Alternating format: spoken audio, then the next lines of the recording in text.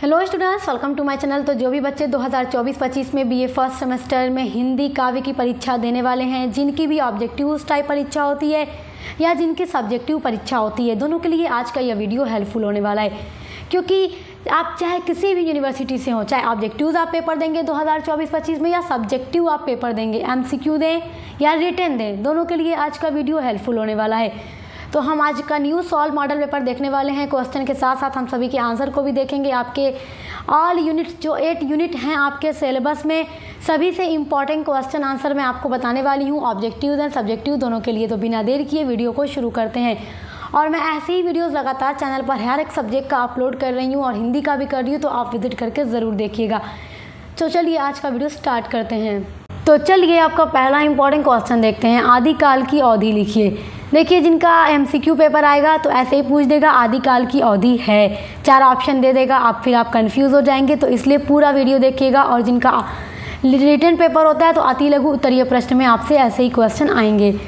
तो आदिकाल की अवधि कब से कब तक है? तो आदिकाल की अवधि 743 ईस्वी से लेकर के 1343 ईस्वी तक है। आप देख सकते हैं 743 से 1343 ईस्वी तक आदिकाल चला था।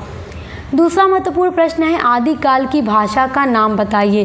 तो आदिकाल की जो लैंग्वेज थी वो थी डिंगल। आदिकाल की भाषा का नाम डिंगल है। तीसरा महत्वपूर्ण प्रश्न है, वीरगाथा काल के प्रथम कवि का नाम लिखिए। तो वीरगाथा काल के प्रथम कवि हैं चंदबरदाई। नोट कर लीजिए, वीरगाथा काल के पहले कवि पूछ रहा है। ऑब्जेक्टिव्स में भी पूछेगा, सब्जेक्टिव में भी पूछेगा, सब देखते रहिएगा। 2024-25 के लिए बहुत इंपॉर्टेंट आज का वीडियो होगा। यहाँ से 90% क्वेश्चन अपने एग्जाम में आपको देखने को मिलेंगे। तो अगला क्वेश्चन देखते हैं, वीरगाथा काल को चारण काल क्यों कहा जाता है? देखो, वीरगाथा काल को चारण काल भी कहा जाता है। तो क्यों कहा जाता है? तो देख लीजिए, आपका आंसर है, इस युग में चारण कवियों द्वारा राजाओं की प्रशंसा में बहुतायत रचनाएं की गई थी। मतलब राजाओं की प्रशंसा की गई थी इस समय के लेखकों के द्वारा, कवियों के द्वारा। तो इसीलिए इसे चारण काल भी कहा जाता है। आपका प्रश्न नंबर 5 है, आदिकाल की कविता का मुख्य विषय क्या रहा? आदिकाल में जितनी भी कविताएं लिखी गई, जितनी भी पोएम्स लिखी गई, उनका मेजर थीम क्या था? मेजर थीम का मतलब मुख्य थीम, विषय क्या था? मतलब किस टॉपिक पर वो पोएम्स लिखी जाती थी, कविताएं लिखी जाती थी आदिकाल में। तो देखो, आदिकाल की कविता का मुख्य विषय होता था, वो होता था आश्रयदाता राजाओं की प्रशंसा एवं वीर रस से पूर्ण गाथाओं का वर्णन। तो मतलब इस टाइम की जितनी भी कविताएं लिखी गई थी उनमें आश्रयदाता राजाओं की प्रशंसाएं की जाती थी और वो वीर रस से पूरी तरह से भरी होती थी।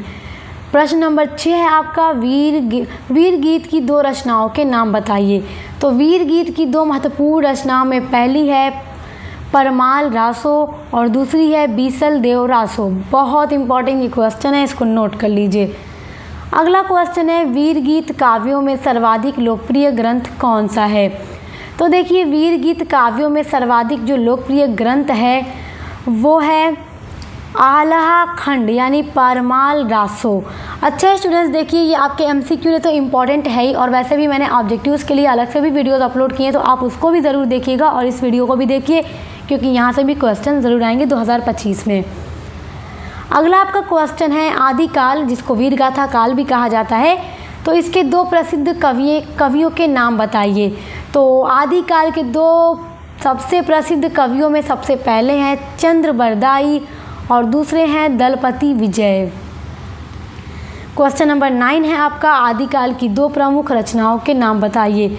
तो आदिकाल की 2 प्रमुख रचनाएं, देखिए आपके एग्जाम में ऐसे ही क्वेश्चन आते हैं अति लघु में, इसलिए याद रखिएगा इन सभी को। आपको ना अपने ऑब्जेक्टिव्स में और जिनकी रिटन होती है उनके अति लघु में ऐसे ही क्वेश्चन 100% आएंगे। तो आदिकाल की 2 प्रमुख रचनाओं में पहली रचना है पृथ्वीराज रासो और दूसरी है हम्मीर रासो। अब देखिए क्वेश्चन नंबर 10 है, भक्ति काल कब से कब तक माना जाता है? तो भक्ति काल 1343 ईस्वी से 1643 ईस्वी तक माना जाता है। आपको याद करने में भी आसानी रहेगी, जब आदिकाल समाप्त होता है तो वहीं से भक्ति काल की शुरुआत होती है। आदिकाल 1343 में ख़त्म होता है। तो वहीं से 1643 तक फिर भक्ति काल चलता है, 1343 से लेकर के। तो सब में देखेंगे 43 है ना, तो आपको याद करने में भी आसानी रहेगी। अब देखिए नेक्स्ट क्वेश्चन है, भक्ति काल की 2 शाखाओं के नाम लिखिए। तो भक्ति काल में जो 2 प्रमुख शाखाएं हैं उसमें पहली है निर्गुण भक्ति शाखा और दूसरी है सगुण भक्ति शाखा। बहुत इंपॉर्टेंट क्वेश्चन है, 90% इंपॉर्टेंट है। नेक्स्ट देखिए, भक्ति काल के 2 प्रमुख कवियों के नाम बताइए। टॉप लेवल का क्वेश्चन है। भक्ति काल के 2 प्रमुख कवियों में पहले तुलसीदास हैं और दूसरे सूरदास हैं, और ये लोग तो इतने इंपॉर्टेंट हैं कि एग्जाम में ज़रूर क्वेश्चन आएगा। अगला क्वेश्चन है, किस काल को हिंदी काव्य का स्वर्ण युग कहा जाता है? तो देखो, भक्ति काल को हिंदी काव्य का स्वर्ण युग कहा जाता है। हिंदी काव्य का स्वर्ण युग भक्ति काल को कहा जाता है। ये क्वेश्चन 100% आएगा क्योंकि आप हिंदी काव्य पढ़ रहे हैं और हिंदी काव्य का स्वर्ण युग है भक्ति काल। अगला क्वेश्चन है, निर्गुण काव्य धारा की शाखाओं के नाम लिखिए। देखिए, निर्गुण काव्य धारा की शाखाओं में पहली शाखा है ज्ञान मार्गी शाखा और दूसरी है प्रेम मार्गी शाखा। अब देखिए अगला है 15वां नंबर प्रश्न है आपका, सगुण काव्य धारा की शाखाओं के नाम बताइए। आप देखेंगे कि भक्ति काल की जो 2 शाखाएं हैं निर्गुण और सगुण, फिर उनमें भी जो शाखाएं हैं वो आपसे पूछ सकता है एग्ज़ाम में। तो सगुण काव्य धारा की शाखाओं में पहली शाखा है राम भक्ति शाखा और दूसरी है कृष्ण भक्ति शाखा, क्योंकि इस टाइम के जो कवि थे वो कोई राम भक्त थे और अगर कोई कृष्ण भक्त था तो उन्होंने उसके अकॉर्डिंग अपनी रचनाएं लिखी थी। अब क्वेश्चन नंबर आपका 16 है, शगुन भक्ति शाखा के 2 कवियों के नाम उनकी एक रचनाओं के साथ लिखिए। ये क्वेश्चन ऐसे पूछता है आपके एग्ज़ाम में। तो देखो, सगुण भक्ति शाखा के 2 कवियों के नाम पहले नोट कर लो। पहले हैं तुलसीदास, दूसरे हैं सूरदास। और तुलसीदास की सबसे फेमस जो महाकाव्य है रचना है वो है रामचरितमानस, और सूरदास का है सूर सागर जो सबसे फेमस है। तो नोट कर लीजिए, ये क्वेश्चन 90% इंपॉर्टेंट है, टॉप लेवल का क्वेश्चन है एग्जाम के पॉइंट ऑफ व्यू से। अगला क्वेश्चन है, निर्गुण भक्ति शाखा के 2 कवियों के नाम उनकी एक रचनाओं के साथ लिखिए। तो अब नोट कर लो, निर्गुण भक्ति शाखा के 2 फेमस कवियों में पहले हैं मलिक मोहम्मद जायसी और इनकी रचना है पद्मावत।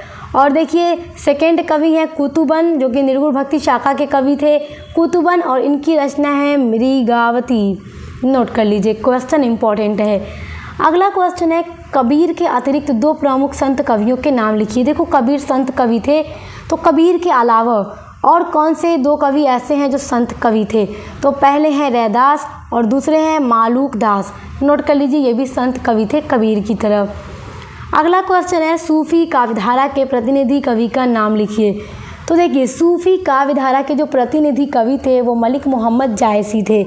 तो याद रखिएगा, क्वेश्चन बहुत इंपॉर्टेंट है एग्ज़ाम के लिए। आने वाली परीक्षाओं में भी ऐसे प्रश्न आएंगे, तो इसलिए याद रखिएगा, आगे के वर्षों में भी और 2024-25 में भी। अगला है क्वेश्चन नंबर 20 है, राम भक्ति धारा के प्रतिनिधि कवि का नाम बताइए। तो राम भक्ति धारा के जो प्रतिनिधि कवि थे वो गोस्वामी तुलसीदास थे। याद रखिएगा, this is very important question. Next question है, संत काव्यधारा के प्रतिनिधि कवि का नाम बताइए। तो संत काव्यधारा के कवि थे कबीर दास थे, क्योंकि ये संत कवि थे। तो आपके लिए याद करना, देखिए कितना आसान क्वेश्चन है और इम्पॉर्टेंट भी है। तो स्क्रीनशॉट कर लीजिएगा, याद कर लीजिएगा या नोट डाउन कर लीजिएगा नोटबुक में। अगला है, कृष्ण भक्ति शाखा के प्रतिनिधि कवि का नाम लिखिए। अब देखो, कृष्ण के सबसे बड़े भक्त तो जो थे वो सूरदास थे। तो सूरदास जी हैं। यहाँ पे देखो भाई मिस्टेक प्रिंट हो गया, क्वेश्चन मार्क लग गया, खड़ी पाई रहेगा। तो प्रतिनिधि कवि सूरदास जी थे जो कि कृष्ण भक्ति के थे। और सूरदास का जो जीवन परिचय है वो मैंने करवा दिया है, जो आपके एग्ज़ाम में एक लॉन्ग क्वेश्चन में पूछता है। तो आप चैनल पे ज़रूर चेक कीजिएगा, हमारे प्लेलिस्ट में हिंदी काव्य की आपको मिल जाएगा। अगला है, राम भक्ति काव्यधारा की रचना किन भाषाओं में हुई है। तो देखो, राम भक्ति जो काव्य की रचनाएं हो रही थी उस टाइम पे, तो किस भाषा में वो लिखी जाती थी। तो राम भक्ति काव्य की रचना अवधी भाषा में लिखी जाती थी और ब्रज भाषा में लिखी जाती थी। तो राम भक्ति काव्य की रचनाएं अवधी भाषा और ब्रज भाषा में लिखी गई हैं। अगला क्वेश्चन है, आदिकाल के विभिन्न नाम बताइए। तो आदिकाल का देखो, आदिकाल को वीर गाथा काल भी कहा जाता है, चारण काल भी कहा जाता है, अपभ्रंश काल भी कहा जाता है, अपभ्रंश, और संधि काल भी कहा जाता है, आविर्भाव काल भी कहा जाता है, भट्ट काल, इन सभी नामों से आदिकाल को जाना जाता है। और ये क्वेश्चन बहुत ज़्यादा इंपॉर्टेंट है, नोट कर लीजिए। अगर एग्जाम में ऑब्जेक्टिव टाइप में पूछ दे आदिकाल के अन्य नाम हैं, 3 यहाँ से दे दे और एक ऑप्शन दे दे उपर्युक्त सभी। अब बच्चे सोचेंगे अरे नहीं कोई नाम नहीं होगा आदिकाल का नाम, तो बस आदिकाल ही होगा। तो देखिए इतना सारा नाम है आदिकाल का, नोट कर लीजिएगा। अगला क्वेश्चन है पूर्व मध्यकाल किस काल को कहते हैं? तो भक्ति काल को पूर्व मध्यकाल कहते हैं। तो ये सारे आपके अति लघु और ऑब्जेक्टिव टाइप क्वेश्चन के लिए इंपॉर्टेंट हैं। और अभी मैं लघु उत्तरीय प्रश्नों के लिए भी वीडियोस अपलोड करूंगी, और लॉन्ग में जैसे क्वेश्चन आ रहे हैं जीवन परिचय वगैरह और कवियों की शैली वगैरह के बारे में, वो मैं जीवन परिचय वाली वीडियो ही मैं कंप्लीट करवा रही हूँ। तो आप चेक करके हमारे प्लेलिस्ट में ज़रूर पढ़िएगा। ये 25 प्रश्न एकदम रट लीजिए, और अभी मैं इसके बाद वीडियो अपलोड करूंगी जो आपके लघु उत्तरीय प्रश्न होंगे। और ऐसे ही हर एक सब्जेक्ट की क्लासेस, मॉडल पेपर की वीडियोस, इंपॉर्टेंट क्वेश्चन आंसर, महासंग्राम रिवीजन क्लासेस चल रही हैं हमारे चैनल पे एकदम लगातार। तो आप विजिट ज़रूर कीजिएगा। मिलते हैं नेक्स्ट वीडियो के साथ।